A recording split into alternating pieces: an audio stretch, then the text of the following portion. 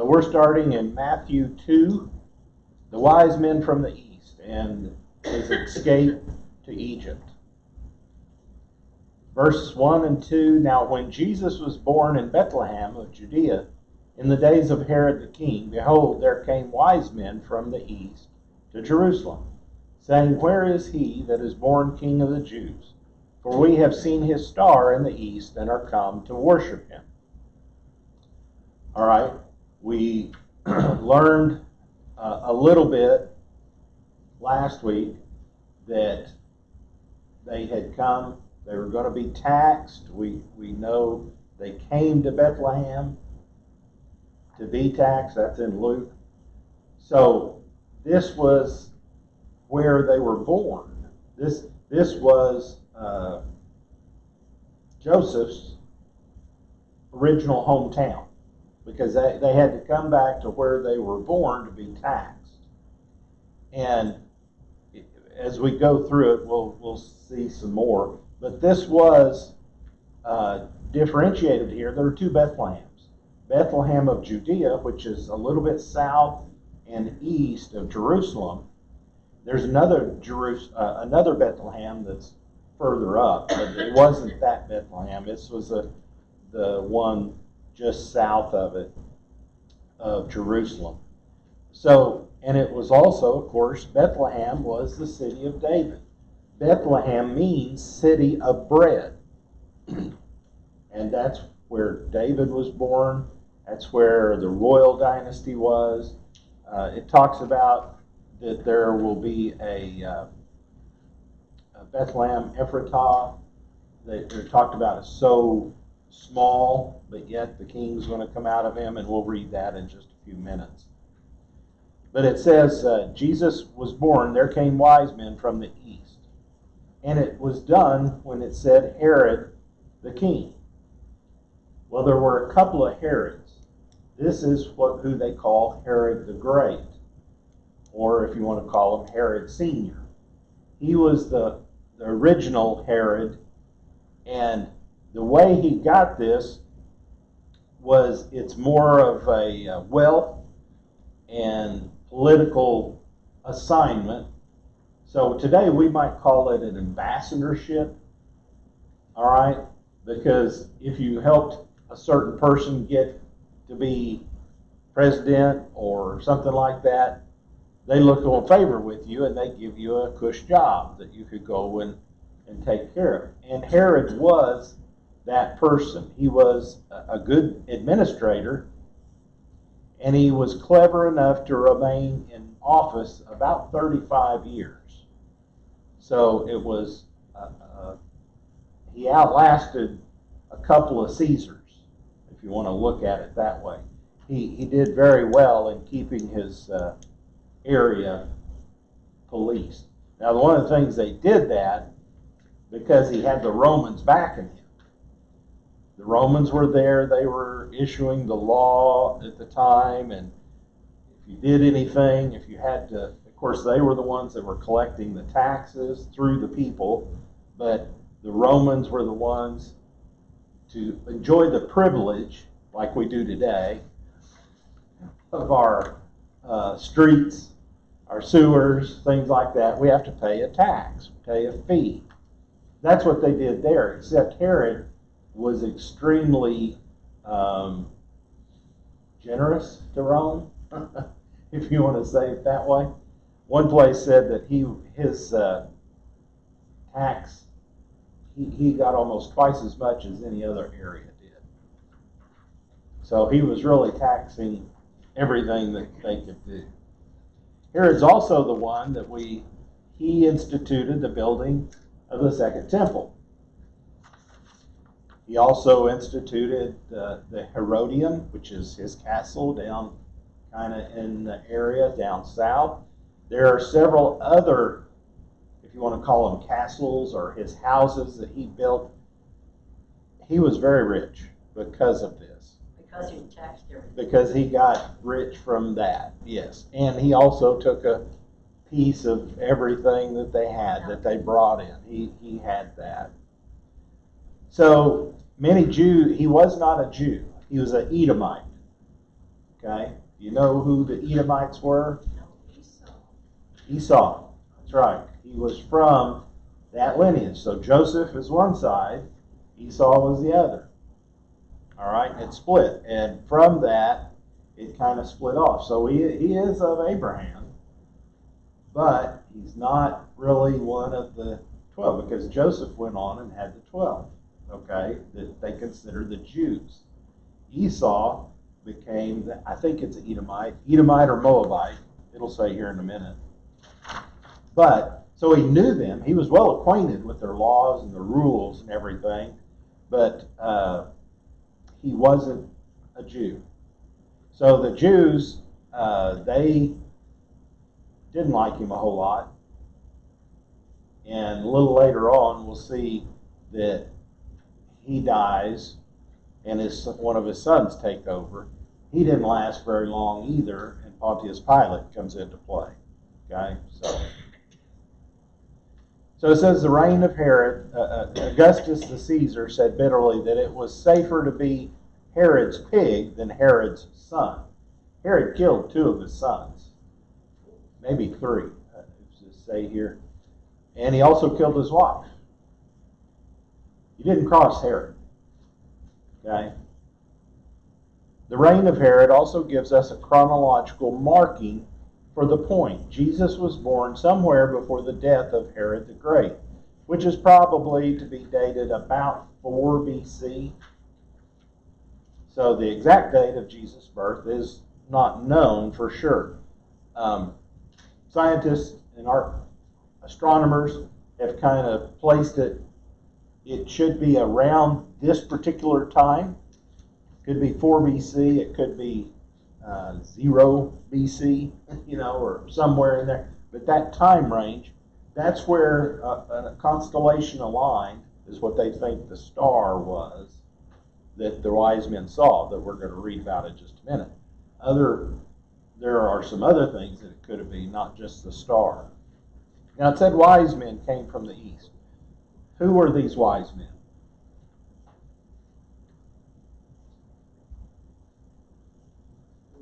They were magi. Ever heard them called that? Magi is the Greek word for wise men. And it means, it's not just being wise, but it's being one.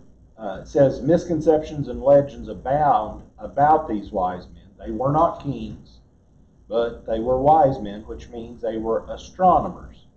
They were not only 3, but probably a lot more. They get 3 from the gifts that were given.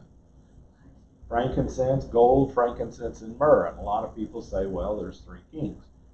There could have been, in one place I read, up to 14 of these wise men that gathered.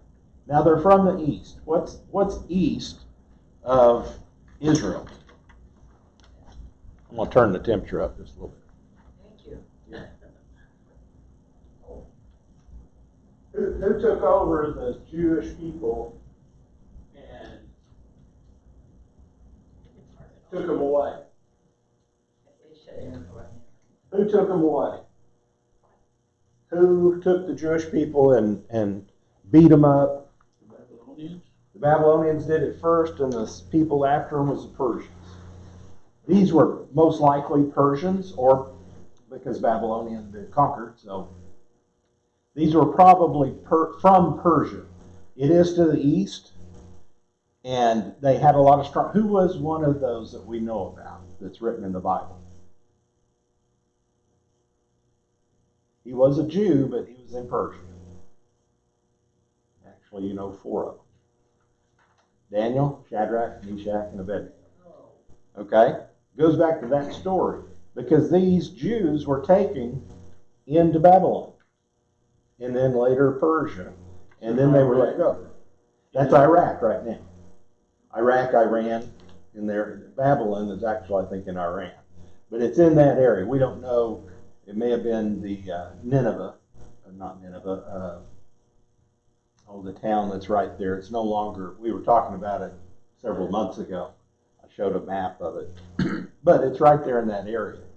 Now, this commentary says some of them may have even been Jewish believers that stayed that did not come back to Israel. Matthew Henry, when I was reading about him, he said, nah, Matthew Henry's a little older than these people, this commentary. So it could be the way. I could see that we know that there were people that did not come back to Israel. They stayed there. They had a good life, so they stayed there. They were not kings, but they were kind of elite. The king relied upon them. They looked upon them for help and all these things. So these wise men saw a star in the sky. And when they saw that, they started asking some questions about what was going on. It says in this down on page 2, being from the east, they would have been among Jews who were exiled from Judah. So if they weren't Jews, they knew about it. There were still Jews in the area. Many Jews were mixed with this people, and there is little doubt that these Eastern magi or philosophers or astrologers might have been originally from that class. There is room to believe that. These, knowing the promise of the Messiah, were now probably, like other believing Jews, waiting for the consolidation or the consolation of Israel. So that could make sense that why this even occurred to them. They saw this star. The pagan people in the area, anything happened in the sky, they were very superstitious. If an eclipse happened, lunar, solar, whatever, comet appeared, they were really superstitious about what it was, what happened, and they were trying to figure it out. Because sometimes it means good and sometimes it means bad. They're trying to figure it out because the king's going to be asking it. It's an omen. And the king's going to say, is that good for us or is that bad for us? Many of the gods that these pagans served were named from some of the stars in the sky that they have. So, and we see that. Some of the Old Testament talks about that. Excuse me. So there was a general expectation about a Messiah, a great man from Judea. It says, not very long after Jesus was born, the Roman historian Suetonius wrote, there had spread over all the Orient an old and established belief that it was fated at the time for men coming from Judah to rule the world. Tacitus is another Roman historian from that general period and wrote, there's a firm persuasion that at this very time the East was going to grow more powerful and rulers coming from Judea were to acquire universal empire. So these were coming up, and it says the tradition that the Magi were kings only goes back to about 225. Tertullian is one of the church leaders at that time. That's kind of when they started saying that they were kings of the East. We don't know that for sure. We don't know that they were kings. It says it probably developed under influence of Old Testament passages that says kings will come and worship the Messiah, and it lists the three out. And some church traditions even give us the names, and they were only three: Melchior, Casper, and Balthazar. Now we don't know. These are just things that came down, and supposedly, if you go to a cathedral in Germany, Cologne, Germany, you can see their skeletons, their skulls, if you believe that. Now, one of the things that we learned in Israel while we were there, you got to take everything with a little bit of grain of salt. Because so-and-so says, so-and-so religion says, oh, over here is what happened and where it happened, whatever it was. Jesus was born.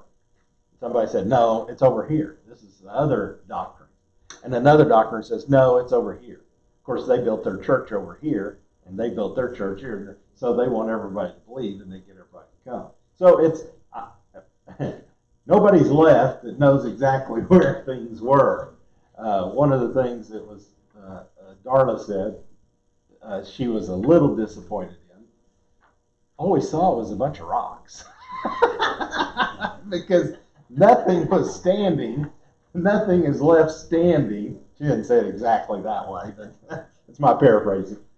You'd have a wall about that high of rocks, and you could tell it was a wall for a house or whatever it was, temple or whatever. But you have to use a little imagination that what it was there. Stuff eroded away after. Yeah, after 2,000 years or 5,000 years, things changed. Peter's house that I talked about last week that we went to go see, it was actually, they said, Peter's mother's house. I don't know where they get that from, but it was down, we had to walk down a grade, and then it was underneath a place that they built a building above it. So we were walking kind of down in the basement, and then we had to look down to see it. So it was like 20 feet below ground.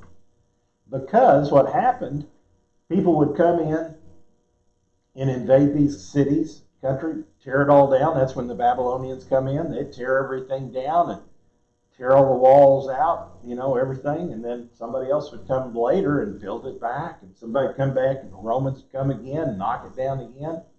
So they have excavated this, and that's the way they tell. And you say, how do they know it was that time? Well, they'll find things.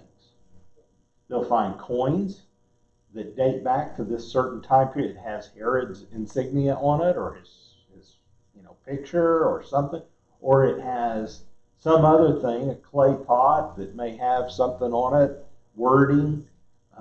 They just find different things that tells them what level. That one city that we was in, I can't remember the name of it, but it was like tiered, and you could see each level that it was. This was the lowest level that they had uncovered so far that we was walking on, and then you go up about 5 feet, and there was another floor, another city market, and then go up another 5-10 feet, and there was another, so they built up on it several places. So a lot of it's just rubble that they are digging out of this stuff. And I read the other day that they found, I actually posted it on Facebook, it was a pretty interesting article. They had done an excavation and all that stuff that they bring out and they throw it over here. They don't throw it away. That dirt and junk, they don't throw it away. They keep it, and then they go through and sift it and find something else. They found a little piece of metal that's about this long that so far they said is the earliest dated recorded that has Yahweh on it.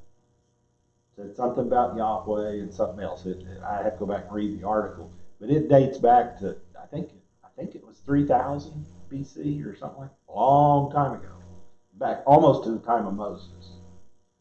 So one of the companies, what they did, the guy told us, he was in artifacts and things.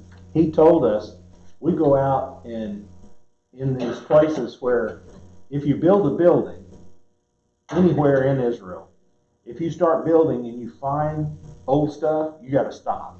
They have to come and do excavation, and if they find anything, then your land goes to Israel, and you got to go find another place to do it. But they go through and they excavate all this, or they're building a house. They'll take all this, and they were throwing junk all. This company went and bought that junk, that dirt that they threw over the hill, and they are finding all these little things that was in it, and it's amazing what you can find from hundreds of thousands, not hundreds, but thousands of years ago. Anyway, we're going off on a tangent here, but it says that these astronomical phenomenons mentioned following, they came to the area and expected to find answers in Jerusalem. The Magi did. Okay, they're coming to Jerusalem to try to understand where it's at. The star or whatever they saw was leading them to this place. Okay. It says another visit by Eastern Magi in AD 66 vouches for the probability of this story. It happened more than once. Okay, not this particular story, but there was a visit from them. So we can see that this is not just a small incident, one of a kind.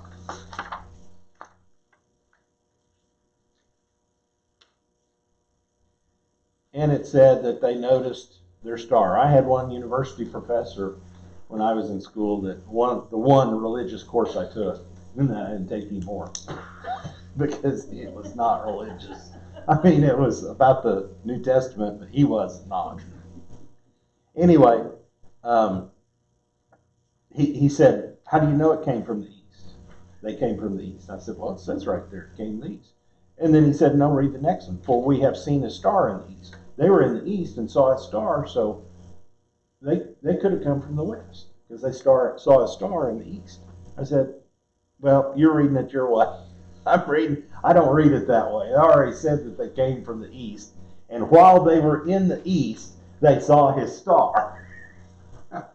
Is the way I tried to explain it. But it talks about that this star. Now, some people say it was a conjunction of Jupiter and Saturn, and that happens, and you can see it in the sky. It's bright. It's brighter than what would normally be. Some people say it was a comet. It could have been a comet. To me, that makes a little more sense because a comet, the planets aren't changing. As the Earth rolls, it moves. So if you're following the star, it's going to kind of be hard at night to follow that star. It's moving. But if it's a comet, it's still there, but it's turning, and they know that it's turning. So they're watching and seeing where that's at. And it very well could have, because the comet goes down and it comes back around the sun and comes back out. And because that makes sense, they didn't follow the star until they went back again and they saw it. And we'll see that in just a minute. It says, then the star appeared. Or it could have been a supernatural occurrence. Just like maybe the fire that was on the tabernacle, that the people could see, or the cloud during the day. It could have been supernatural, something that led the Magi to them. But they wanted to come to see the King of the Jews, is who they were going to come and see. Verse 3, Brother Epperson. When Herod the king had heard these things, he was troubled, and all Jerusalem with him. Now, a guy that's killed his wife and killed two of his sons, and now he hears that there's a king that's going to be ruling instead of him. I can understand why Jerusalem would be scared too, because he's going to let heads roll until he can find what's going on. Because Herod was a little unhinged, if you don't understand that. Yeah, here it is. He said he murdered his wife, Miriam, and her mother, Alexandra, his eldest son, Antiphar, and two other sons, Alexander and Aristobulus. And he did that and one of them they think may have been one of the children that when he said, go kill all the ones 2 years and older, it may have been one of his. They said, could have been. They don't know. Where was the reference that they got for Herod killing his family members? This is history from it's not in the Bible, okay? It's not from the Bible, but it's some of the history that they have, the Jewish history. Could have been from Josephus, and we talked about that. Carolus up there was talking about it. Right there, he reminds you, it says Barclay. Barclay, yeah. And he's a commentator, yeah. Yeah, Barclay reminds us.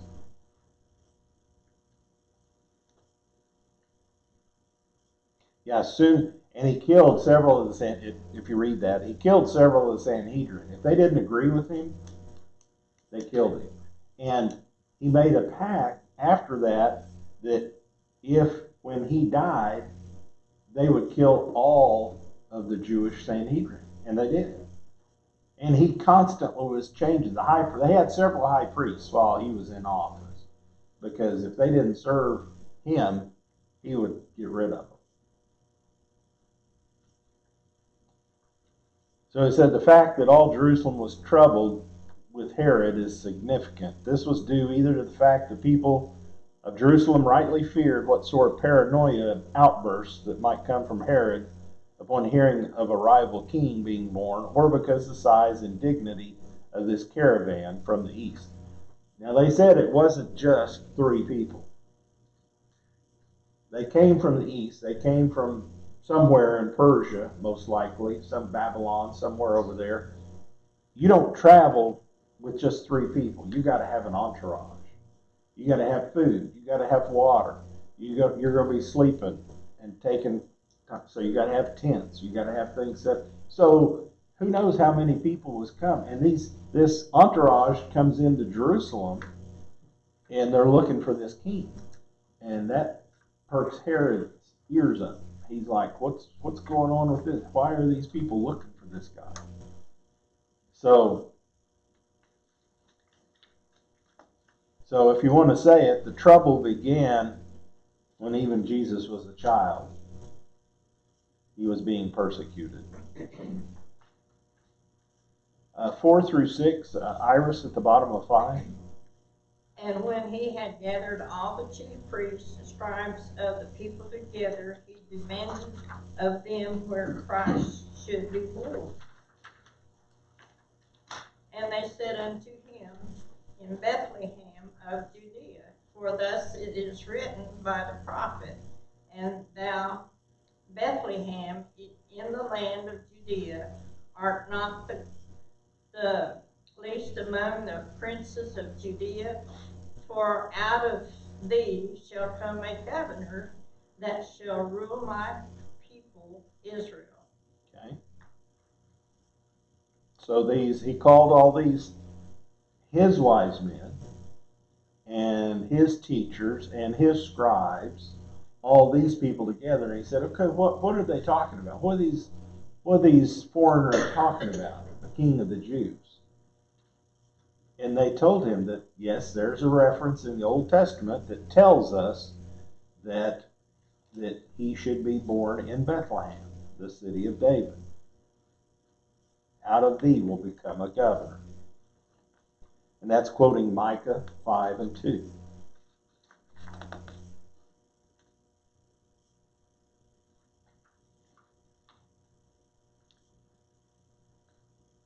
Okay, verse 7 and 8. Bertha, on top of page 7. Then Herod, when he had Privately, if you want to say it that called the way. wise men, equipped them diligently what time the star appeared. And he sent them to Bethlehem and said, go and search diligently for the young child. And when you have found him, bring me word again, that I may come and worship him also. Okay. Now, when did the wise men, how old was Jesus when the wise men came and visited him? About 8 days, wasn't it? No. That was the shepherds. The wise men, they saw his star while they were in the east. They saw his star in Bethlehem, and the shepherds saw the same star. Remember, the angels came down. So it took them a while to get to Bethlehem. He was still an infant, but he was not a baby. I mean, as far as a newborn. But now Some people say he could have been anywhere from 6 months to even 2 years old, up to 2 years old. And why that, we'll see later, is Herod calls for all the children, all the boys 2 years and under to be killed. Okay? In Bethlehem. So Herod lies to him. He tells him, I want to go and worship this king. Where's he at? Where is he? So they told him about the time when all this happened. And he said, you go find him and you tell me, and I'm going to come and worship him. So bring me back word. And that's, as they say, very ironic. Herod claimed a desire to worship Jesus when he really wanted to kill him. The wise men never promised to return to Herod. They probably guessed that All his eager zeal was not quite as pure as it seemed to be, and their silence did not mean consent. That's from Spurgeon, Charles Spurgeon. 9 through 12, Janet, will you read that? When they had heard the king, they departed. Lo, the star which they saw in the east went before them till it came and stood over where the young child was. When they saw the star, they rejoiced with exceeding great joy. And when they were come into the house, they saw the young child with Mary his mother, and fell down and worshipped him. And when they had opened their treasures, they presented unto him gifts, gold, frankincense, and myrrh. And being warned of God in a dream that they should not return to Herod, they departed into their own country another way. Now the star, what they had seen before, it either reappeared or they could see it again for some reason once they started down towards Bethlehem.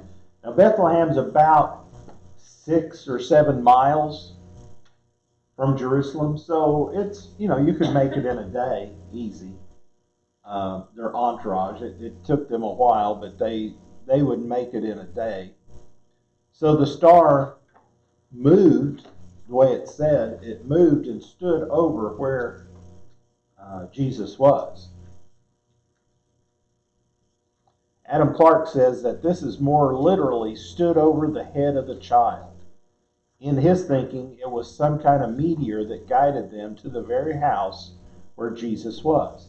He goes on to say that the idea of a star-like shine associated with the head of Jesus gave rise to the idea of the halo in modern or medieval and ancient art. A lot of times you see Jesus in the art and it has that halo on it, like, around his head. Now, one of these things, it stood over the house where Jesus was. Where was Jesus born? He was born in a manger. So some time has come. He's Joseph's back in his country or back in his town. It probably, bless you, it probably went to his family's house. When it tells us that there's no room at the inn, it wasn't a Holiday Inn like we think about it, okay? There was no room in the house or no room at the building. And that's where they found refuge in the cave or the stable, wherever they kept them. We heard 2 stories over there, and where Jesus supposedly was born is in a cave that was behind the house that was built. The guy also told us typically they would build a house and be a 2-story house. The first level they would be cooking and things like that. The second floor was where they would sleep, and the roof, of course, they would go up, and that's where they'd dry their clothes and dry fruit and all that. But at night, they would go and get their animals and put them in the first floor and lock the door to keep it. But they would be sleeping upstairs. So whether either way, that could kind of still make sense. If their house was built on a cave, okay, above it, that's where the animals was kept, was down underneath. But anyway, they were led to the house where Joseph was living and where Mary and the child was. And my uncle, he kept saying, well, there were 4 kings because there were gifts, gold, frankincense, and myrrh. Uncle Vernon, or Uncle Elmer. Well, it could have been. We know that gifts were given, and gifts were given to kings from the Magi as they were going over, just to welcome them in, to give them a start in life, to gain favor from them, all these things. Now you look at what was given. Gold, of course, is given is for royalty. It's still the universal money. Gold's good for anything. What's frankincense? It's a fragrance. It was used for incense, Yes. for blessings, for things. What is myrrh? Spice. It's a spice that was used in their embalming, in the death. So it's representing Christ, these gifts that was given, that was mentioned at least, the three that was mentioned, are representing Christ's royalty and his upcoming death. Even though, you could say, wow, you're just making that up. Well, that's what it means. And why the Bible said it, that I don't know. But they went down as the kings saw them, or as the wise men saw them, they fell down and they worshiped him. Said it may have been a curious sight to see all these dignitaries bowing before a young child. Herod displayed an open hatred and hostility towards Jesus. The chief priests and the scribes were indifferent towards Jesus. See, all the time, if Herod was so important or so wanting to know what was going on, why didn't he send people with him? But he didn't. And the Jews, they could care less. The scribes and the Pharisees at the time, they didn't come. They didn't find anything. The wise men were the ones that sought out Jesus and worshiped him at great cost to them. The shepherds, if you compare that, Jesus came to the Jew first, then to the Gentile. Jesus came to the humble and the ignorant first, okay, talking about the shepherds, then the honorable and the learned, because the Gentiles were the Magi. Jesus came to the poor first, and then to the rich, if you want to compare those. And it goes down through some more on the next page with but I've spent so much time, we're going to go on. Harold 13 through 15. And when they were departed, behold, the angel of the Lord appeareth to Joseph in a dream, saying, Arise and take the young child and his mother, and flee into Egypt, and be thou there until I bring thee word, for Herod will seek the young child to destroy him. When he arose, he took the young child and his mother by night, and departed into Egypt, and was there until the death of Herod, that it might be fulfilled which was spoken of the Lord by the prophet, saying, Out of Egypt have I called my son. Okay? So the wise men left, and they didn't return back to Herod. They went a different path. They departed. And then Joseph had another visitation. Told him, don't stay here. You need to go. Go down to Egypt. Now, Egypt wasn't that far. I mean, it's a little trip, but it wasn't, like going halfway across the world or anything. And they also had a lot of Jewish people there still. Jewish people had migrated to Egypt. It was a place of commerce. You just come right down, the edge of Israel, and it joins up to Egypt. So it was a natural place to flee. It was well ordered and part of a Roman province, and it's outside of Herod's jurisdiction. So said that at the time, about 40 AD, its population was about 1 million Jews. Now that's not right in one area, that's all of Egypt there. So he was warned, and then they arose and took the child by night. They didn't wait. He said, okay, it's good. Joseph was a man that when he set his mind to it, he did it. When God told him, or the angel told him, your wife's with child. You don't divorce her. You don't do that. He said, okay. When he said, you take off and you go to Egypt, he goes, okay. Whatever you say, I'll do it. Boy, that's the way you ought to be, isn't it? Godly man. He was. Well, though, too, in the middle of the night, the Lord come and talk to you. Yeah. Okay, yeah, I got it. We're going.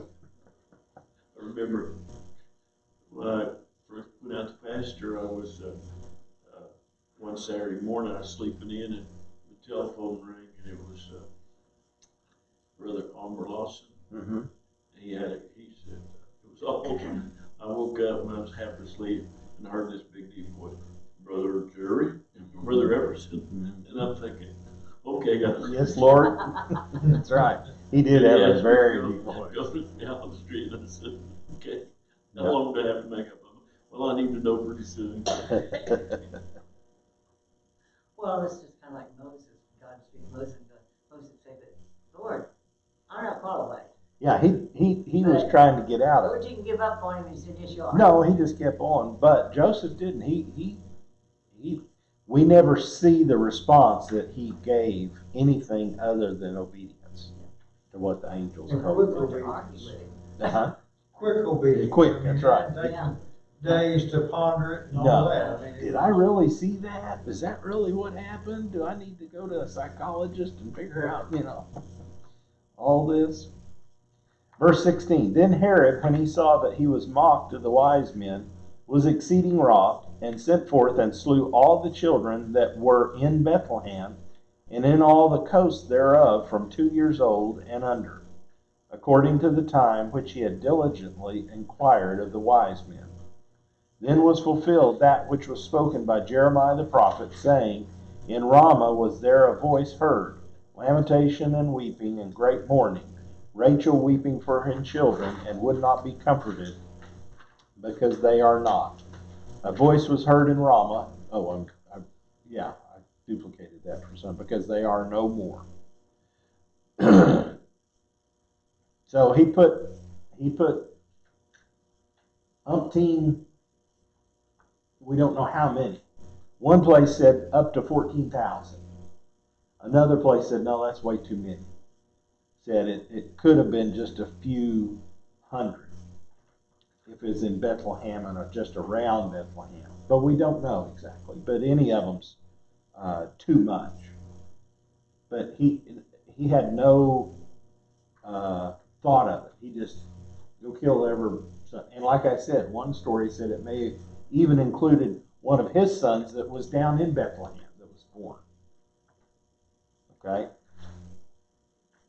It says actually the story is in perfect harmony with what we know of Herod's characters in his last years. The death of a few children, they say here perhaps a dozen or so, Bethlehem's total population was not large, would hardly have been recorded in such violent times.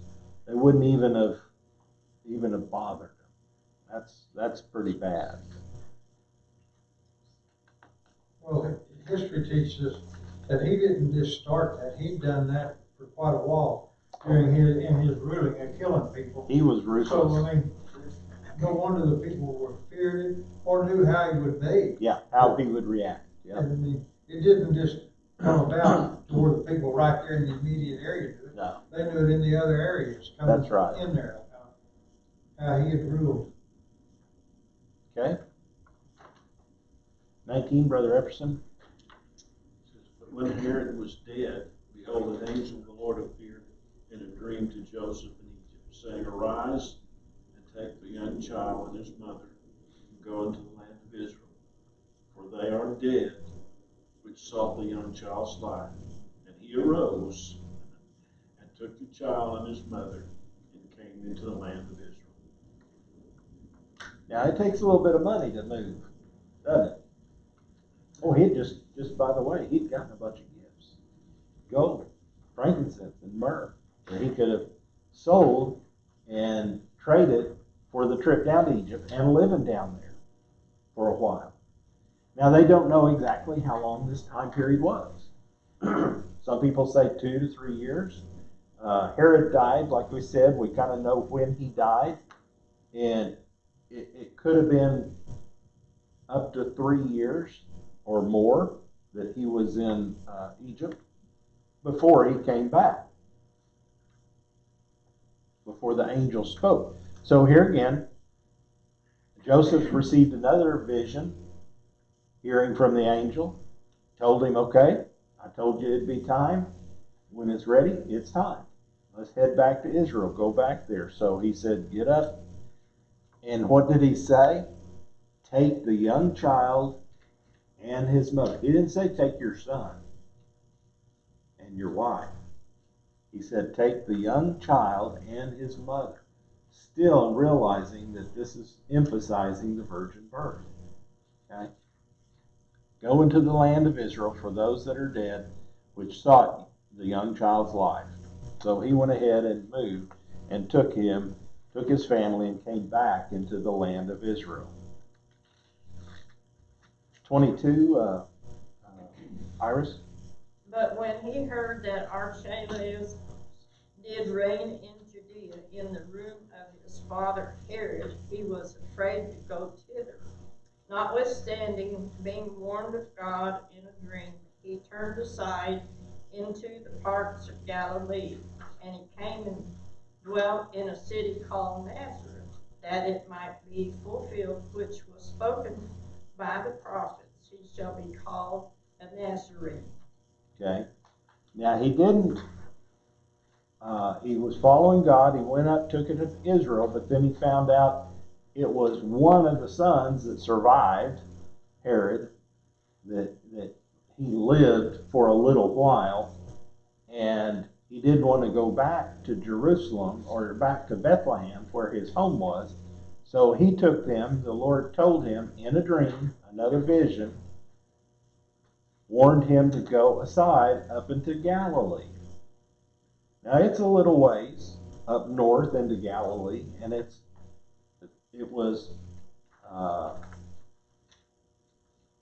kind of up on where we were at in the mountains a little bit. Now down in Jerusalem it was cooler. Up in the north it was not as mountainous. I'll say it that way. There were mountains there, but so it's a little more temperate weather. What I saw while we were there, the southern part is more desert. I mean, you look out and it's just like the Dead Sea. You see where the Dead Sea is? That's where it was. Sand and rocks and caves and all that. Up north, there was a lot more grass.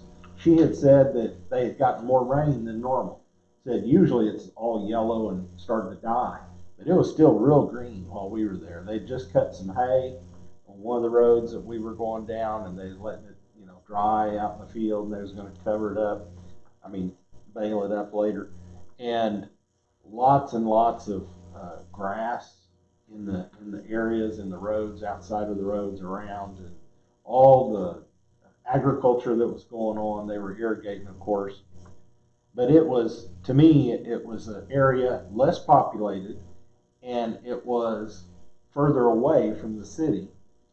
And to me, I thought it was a little nicer. It was more country, rolling hills, not as rough. Jerusalem is just in between one big hill and another, basically. It's on one side, and then the valley is down at the bottom where the Jordan rises, and then the Mount of Olives is on the other side of it. And it's not probably 200 to 300 feet high. It's may not be a quote mountain, but it's definitely something wouldn't want to climb all the time. So he went back to Nazareth, a town, so he would be known as a Nazarene. Now Nazareth was a small town. It was unwalled. It was unprotected. And it had a bad reputation, according to Nathaniel. When Nathaniel heard that he was a Nazarene, he said, what does anything good ever come out of Nazareth? And that's kind of true, that it was not known for anything spectacular. Bethlehem's known for David. These other cities are known for different things. Nazareth, there wasn't much anything. But that was the best place God had for Jesus. He grew up as, quote, a nobody. Okay? Nobody would have thought to have even looked there until he matured.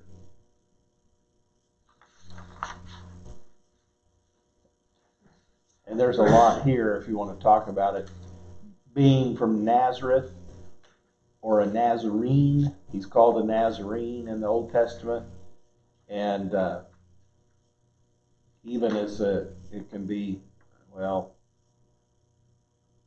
down here in the bottom part of 15 says, he meant that the prophets had described the Messiah as one that would be despised and rejected of men, They spoke of him as a great prince and conqueror when they described his second coming, but they set forth his first coming when they spoke of him as a root out of a dry ground without form or comeliness, who when he should be seen would have no beauty that men should desire him.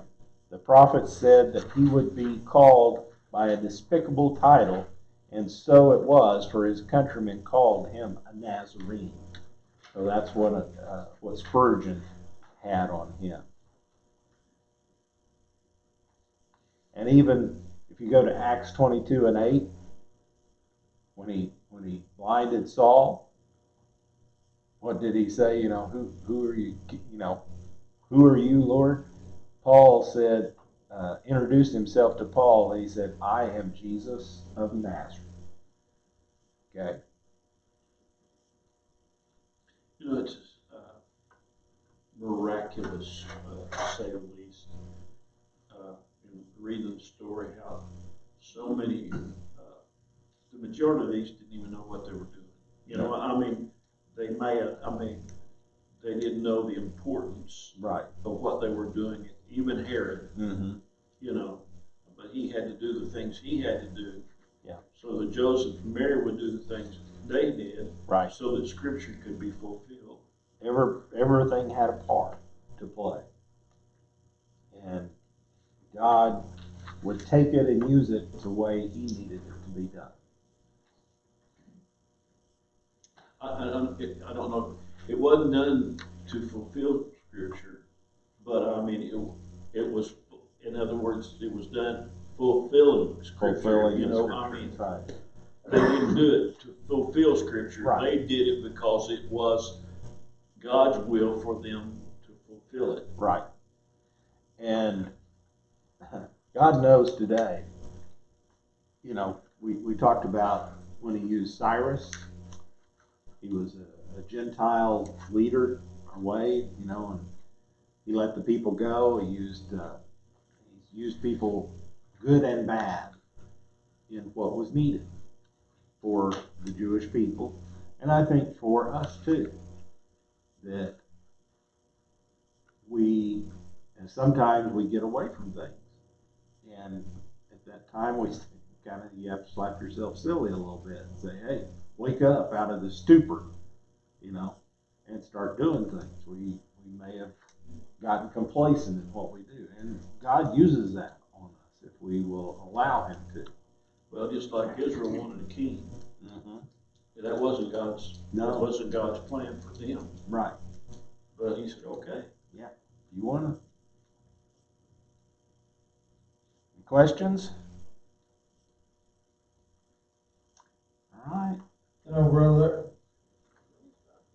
when I read this, I associate, you know, like the people, the Jews, no matter where they were scattered, they all knew the Scripture, whatever, was saying that the King was going to come back. Right. And I look at us today, and we know that God's going to come back to get the church. Uh-huh. I mean, not everybody that has to live here to know that. I mean, Right. the churches all over Right. know that and are looking for it. Some today won't see it as plain, just like it was in the time of Jesus. Uh-huh. Some of them seen it and they were looking at, but some of the scribes and one thing or another didn't accept it, you know, one thing or another. And I think we got to be careful in today's time that we don't accept and see what's coming for Christ coming to get his church, and we need to be prepared for it. That's right. I was cut this off. I was listening last night to a minister I know